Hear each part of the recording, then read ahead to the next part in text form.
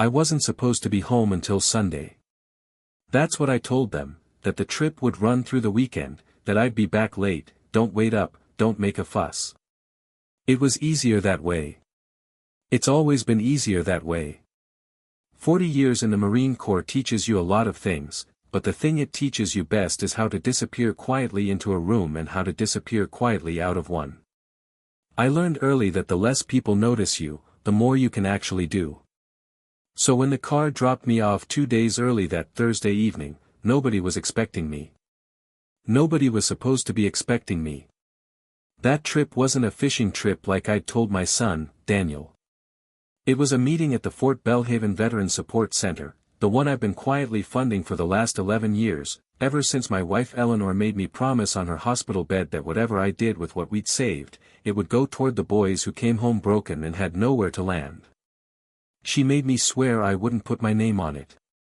She made me swear I'd stay the same man the neighborhood always thought I was, the retired mechanic, the quiet old widower 2 doors down who fixes lawnmowers for free and waves at everybody but never says much. That was the deal. That's the life I built. Nobody knew about the medals in the box under my bed. Nobody knew what a colonel's pension really adds up to after 4 decades of never spending it.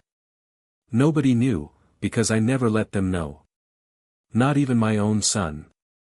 I met Eleanor when I was 23 years old, home on a 2-week leave, and she was working the counter at her father's hardware store telling a customer twice her age that he was buying the wrong grade of bolt for his fence post. I liked her immediately, mostly because she didn't care that I was in uniform and didn't care that I had opinions about it either.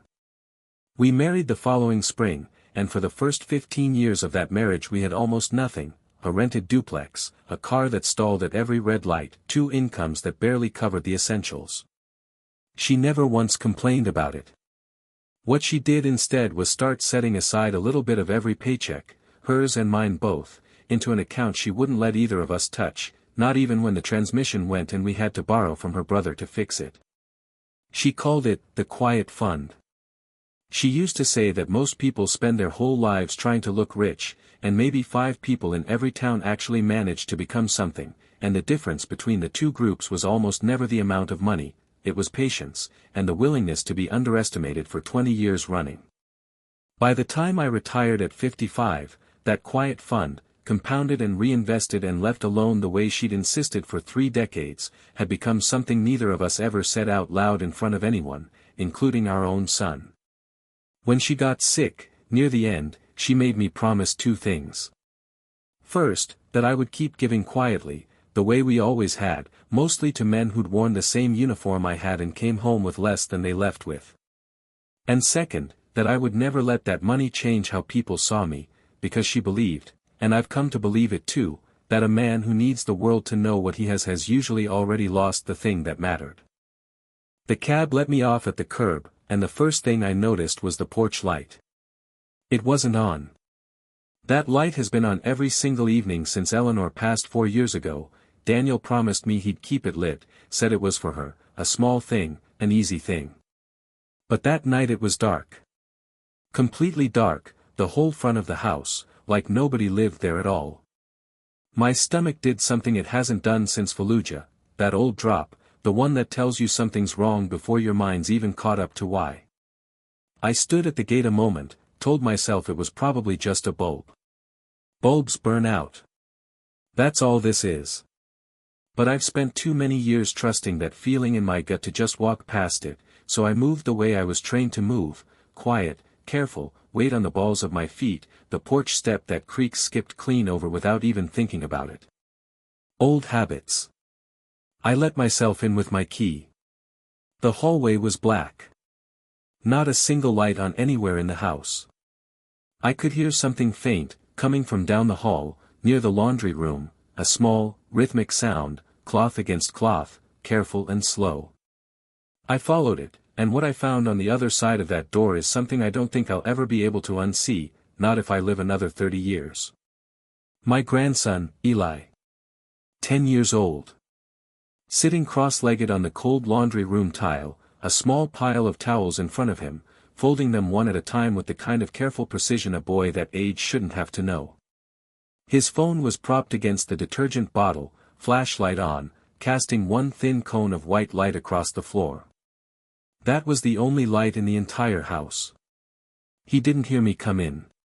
He was humming something under his breath, some tune I didn't recognize, folding towel after towel and stacking them in a neat little tower beside him like it was the most normal thing in the world. I stood in that doorway for what felt like an hour but was probably less than a minute. I have stood in doorways before in my life where I knew that whatever I said next would change everything on the other side of it. This felt exactly like that. "Eli," I said, "quiet."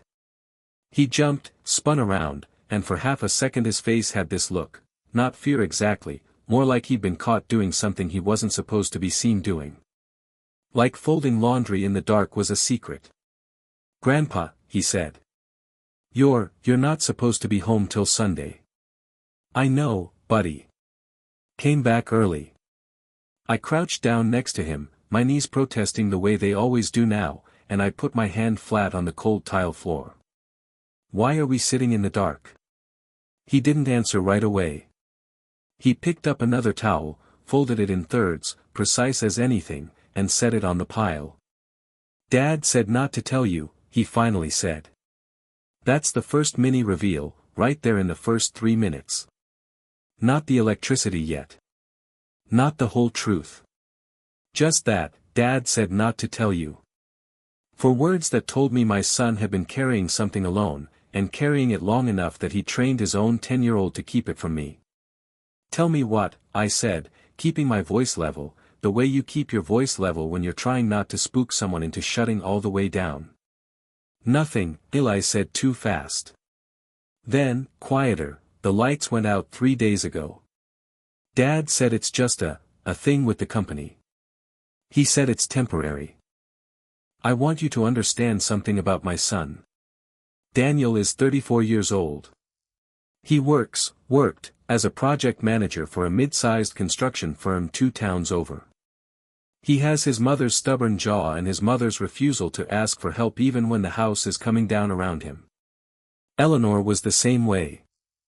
I remember the year we nearly lost the house ourselves, back before any of this, back before the discipline and the saving and the quiet building of what became our safety net. She wouldn't tell her own sister we were struggling. Pride runs in that family like a river runs through a canyon. It carves everything. I got up off that cold floor, went to the breaker box in the garage, just to check. I already knew what I'd find, but a man like me checks anyway. Sure enough. Not a tripped breaker. A shut-off notice, folded twice, wedged behind the panel where Daniel probably thought no one would look. 3 days overdue on the final notice. I stood there in that garage holding that piece of paper, and for the first time in a long while, I felt something crack open in my chest that had nothing to do with old age. I went back inside. Eli had gone back to folding his towels, humming his little tune again like nothing had happened, like this was just Tuesday. "Where's your dad?" I asked. "Working the night shift," he said. "At the warehouse." "The warehouse. Not the construction firm. The warehouse." That's mini reveal number 2, and it landed heavier than the first one. My son, the man who used to talk for 20 minutes straight about blueprint tolerances and site inspections, was working nights loading pallets at a warehouse, and he hadn't told his own father. He hadn't told me, and he'd told his 10-year-old to sit in the dark and keep quiet about it. Sometime around midnight, after I'd gotten Eli settled and before Daniel came home, I went out to my truck for a jacket and ran into Marjorie Castellano from 2 doors down, out walking her arthritic old beagle because the dog can't sleep through the night anymore, same as the rest of us past a certain age. She was surprised to see me. "Walter. I thought you were away." I told her I'd come back early. She hesitated in that particular way people hesitate when they know something and aren't sure if it's theirs to say. Finally she said, "I don't want to speak out of turn, but I've heard Daniel out on that back patio more than a few nights this month, on the phone, and it didn't sound like a friendly conversation. Collections people, I think. He always steps around the side of the house first, like he doesn't want anyone to hear." She patted my arm. We didn't say anything to you because, well, it wasn't ours to say. And Daniel's proud. You know how he is. I thanked her, and I stood in that driveway a moment after she'd gone, turning over what she'd told me. The whole street had apparently known, or half known, that something was wrong in that house for weeks, and every single one of them had stayed quiet out of respect for a man's pride, the same instinct Eleanor had built our whole life around, except turned inside out, protecting my son's silence instead of protecting a gift. That's the strange thing about pride in a family. It can build something beautiful, and it can also build a wall so high that the people who love you can't climb over it to help, even when they want to. I didn't say anything else to Eli that night about it. I made him a peanut butter sandwich by flashlight, sat with him at the kitchen table, asked him about school, let him talk about a science project on volcanoes, let him be 10 years old for 20 minutes instead of whatever he'd been forced to become these last few weeks. Then I put him to bed in his room, his own bed, thank God, they hadn't lost that much, and I sat in the dark living room in Eleanor's old reading chair and waited for my son to come home. He got in a little after 1 a.m. I heard his key in the lock, heard him try to be quiet, heard him freeze the second he saw a shape sitting in the chair. Dad? His voice cracked a little, somewhere between confusion and dread. He flipped on his phone flashlight, and when the light hit my face, I watched 34 years of pride collapse in about 4 seconds. You weren't supposed to be back till, he stopped. He knew. He could see in my face that I already knew everything, or close enough to everything that pretending wouldn't do him any good. Sit down, son, I said. He didn't sit. He stood in the doorway with his jacket still on, arms crossed like he was bracing for a hit. It's not what you think, he started. I don't think anything yet, I said. I found Eli folding towels on the laundry room floor with a phone flashlight because the power's been cut for 3 days. I found the shut-off notice behind the breaker panel. And I know you told our grandson not to say a word about any of it to me. So why don't you tell me what it is, instead of telling me what it isn't? He was quiet a long time. Long enough that I thought maybe he'd just turn around and walk back out the door, the way he did once when he was 19 and furious at me for a whole different reason. But he didn't. He sank down onto the arm of the couch, dropped his head into his hands, and when he spoke, his voice was smaller than I'd heard it since he was a boy. I got laid off 11 weeks ago, he said.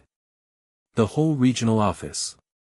22 people, gone in one afternoon, no warning. He laughed, but there was nothing funny in it. I've been going to the warehouse at night so Eli wouldn't know. Telling him I'm still on the site job. I figured I'd land something before it got this bad. I really did. I applied everywhere. Nothing.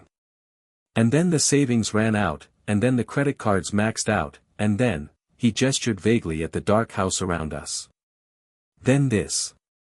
You want to know the worst part, Daniel said, still on that couch, staring at nothing. I applied to 60, maybe 70 places these past 11 weeks. I got 4 interviews. Every single one of them ended the same way, a nice email a week later, thanking me for my time, wishing me luck elsewhere. I started to wonder if there was something wrong with me that I couldn't see, some flaw everybody else could spot in about 40 minutes flat. He rubbed his eyes hard with the heel of his hand. I even drove out to the old office building last month, just sat in the parking lot looking at the windows on the 3rd floor where my desk used to be. Somebody else's name is probably on it by now. I let him talk. I've learned, over the years, that the kindest thing a man can sometimes do for another man is simply not fill the silence too fast. I kept telling myself, 1 more week, 1 more application, and it'll turn around, he went on. And every week it didn't turn around, it just got a little more embarrassing to admit how bad it had gotten. First it was skipping my own lunch so Eli could have a bigger one. Then it was turning off rooms we weren't using. Then it was the whole house. He looked at me finally, really looked at me, for what felt like the first time since he'd walked in the door. I wasn't trying to hide it from you because I don't trust you, Dad. I was trying to hide it because admitting it to you would have made it real in a way I wasn't ready for.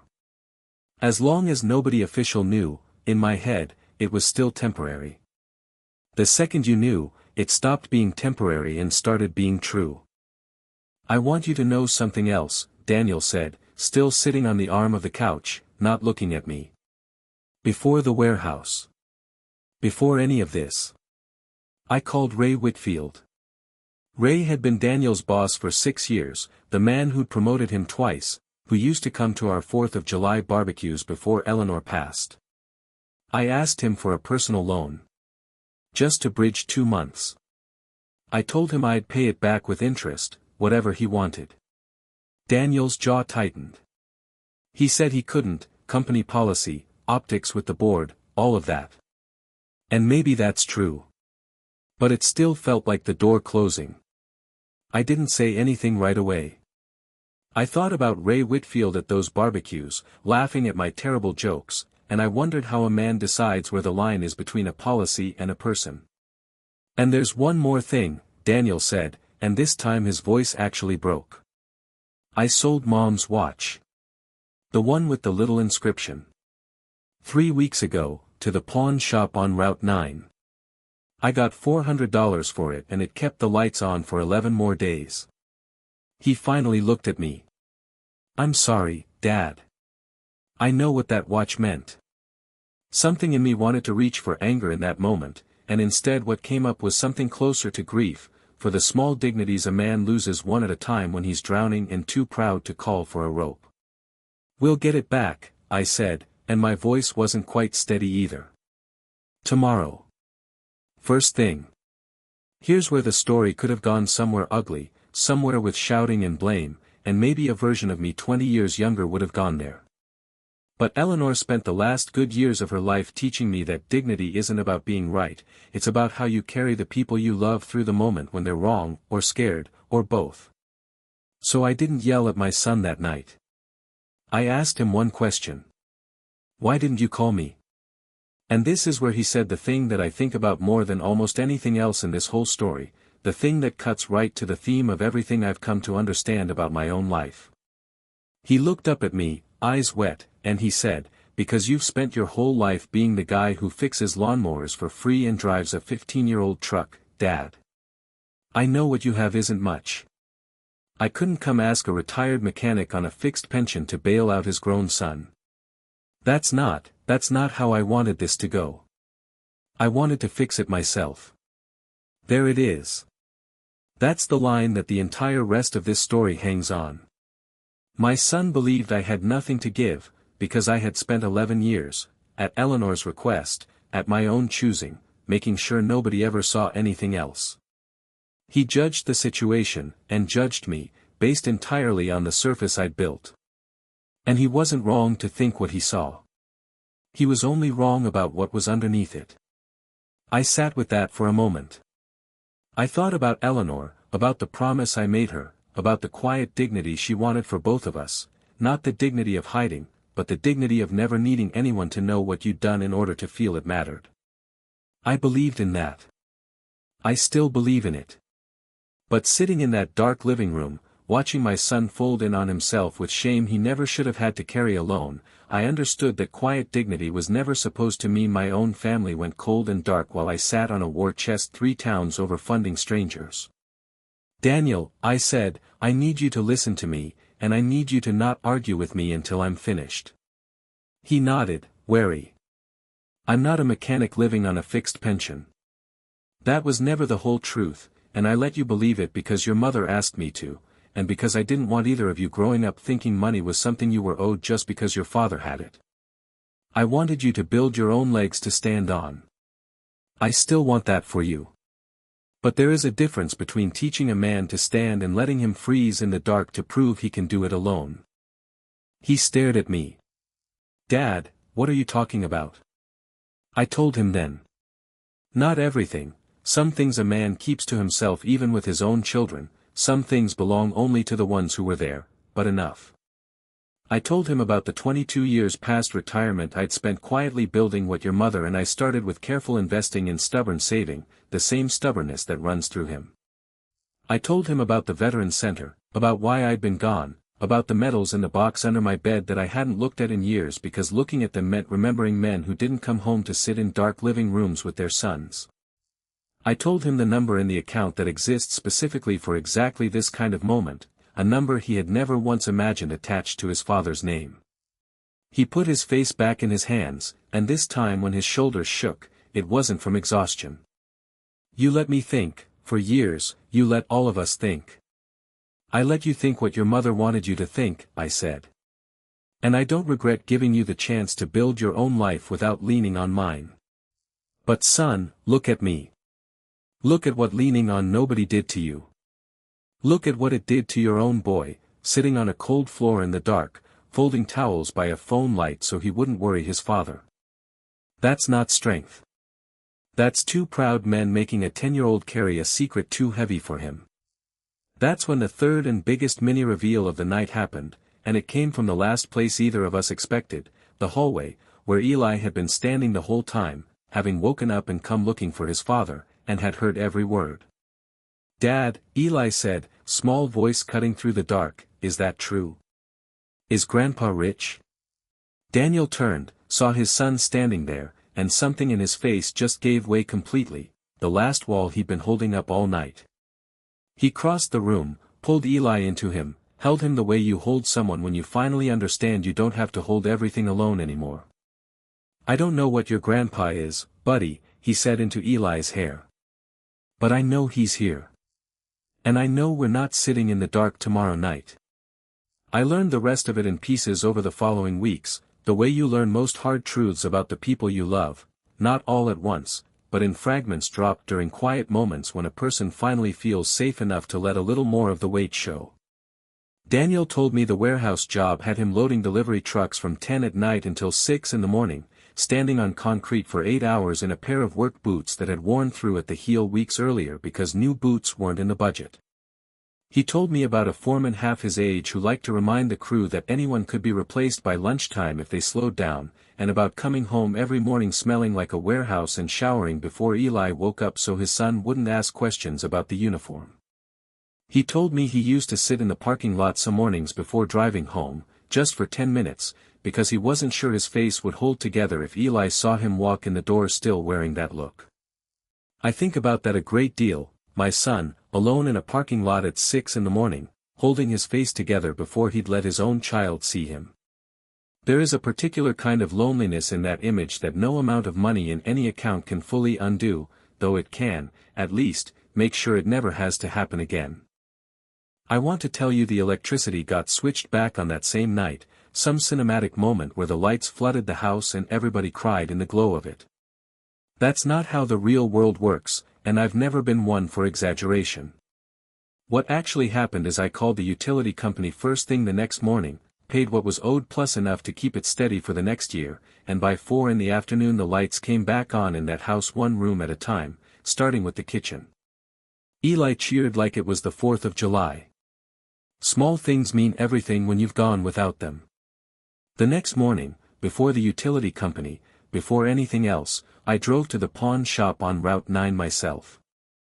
The owner remembered the watch, said it was a nice piece, hadn't put it out on the floor yet. I paid what Daniel had borrowed against it plus a little more for his trouble, and I held that watch in my hand in the parking lot for a long moment before I drove it home. Eleanor's inscription was still there, worn smooth at the edges, "To the man who keeps his promises." I thought about giving it straight back to Daniel, but instead I waited until Sunday, and I gave it to him at the dinner table in front of Eli, and I told my grandson the story of how his grandmother chose those words, and why. Ray Whitfield called me himself about 2 weeks later, out of the blue. He said he'd heard through the grapevine that Daniel had landed somewhere new, and he wanted me to know the board decision had eaten at him more than I probably realized. "I fought for 6 weeks to keep that whole department intact," he told me. "I want you to know it wasn't personal, Walter. It never was. I just didn't have the room to make it not policy." I believed him. Not every closed door in this story belonged to a villain. Some belonged to a man in a hard spot doing the best he could within walls that weren't his either. That's a truth I try to hold on to. Most people who let you down aren't cruel, they're just cornered, the same as the rest of us have been at one time or another. But the real reveal, the one that matters more than any number in any account, came a few days later. I was helping Eli with his volcano project at the kitchen table, properly lit this time, and he asked me, with the blunt honesty only a 10-year-old can manage, "Grandpa, if you have all that money, why do you still fix Mr. Alvarez's lawnmower for free?" I thought about it a long moment before I answered him, because it deserved a real answer, not a quick one. "Because the money was never the point, Eli," I said. "Your grandmother taught me that a long time ago. She used to say that a man's worth isn't in what he has, it's in what he's willing to give without needing anyone to see him give it." I could have put my name on a building somewhere. Could have had a plaque, a ribbon cutting, my picture in the paper. Your grandmother didn't want that for us. She wanted us to be the kind of people who help quietly, and let the town keep thinking we're just the family down the street who's doing fine, nothing special. That's not hiding, son. That's choosing what kind of rich you want to be. He thought about that for a while, still gluing baking soda packets to his cardboard volcano, and then he said something that undid me a little, the way only a child can. "I think that's why Dad didn't want to ask you for help," he said. "He wanted to be the kind of rich you are too. Quiet rich. He just didn't know he needed help to get there." Out of the mouths of children. There was one more thing I didn't learn until much later, and it undid me more than almost anything else in this whole story. About a month after that night, I was cleaning out Eli's closet to make room for some new school clothes, and I found a shoebox pushed to the back, full of small toys, still in decent condition, with a torn piece of notebook paper listing prices next to each one, $3, $5, $2 for a used action figure. I asked him about it at dinner, gently, and he went red in the face and admitted he'd been trying to sell his old toys to kids at school for lunch money, because he'd noticed his dad skipping meals some days and giving him the bigger portion instead. 10 years old, quietly liquidating his own childhood to help feed his father, and neither of them had said a word about it to the other. I didn't scold him. I just held that boy for a long time, and I told him the toy-selling business was officially retired, effective immediately, and that the only thing either of them ever owed this family again was honesty, spoken out loud. The very first week trouble showed up instead of the third month of it. Eli finished his volcano project 2 days after the lights came back on, and it took second place at the school science fair, beaten only by a girl whose father apparently works in an actual chemistry lab, which Eli considered an unfair advantage and argued about for a solid week. Daniel found steady work about 6 weeks after that night, not through my money, though I offered, but through a contact I had at the Veteran Center who knew a construction outfit hungry for a good project manager. He took the job on his own merit, interviewed on his own merit, and I made sure nobody there ever knew his father had made a single phone call beyond a simple introduction. He needed that dignity, and I understood now why it mattered so much to give it to him, the same way Eleanor understood why it mattered to me. About 3 months after that night, I brought Eli with me to the Veteran Center for the first time, something I'd never done with any family before, not even Eleanor, back when the promise was still just about keeping my name off a plaque.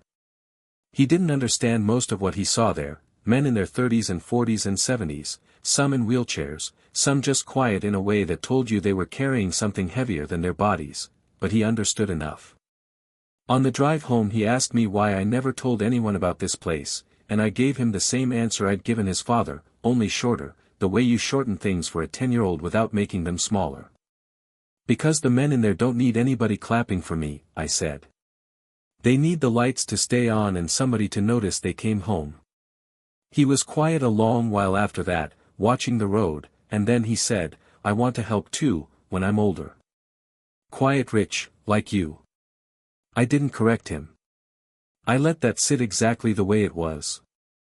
These days, Daniel and Eli come over most Sunday evenings, sometimes for dinner, sometimes just to sit. The porch light clicks on automatically now.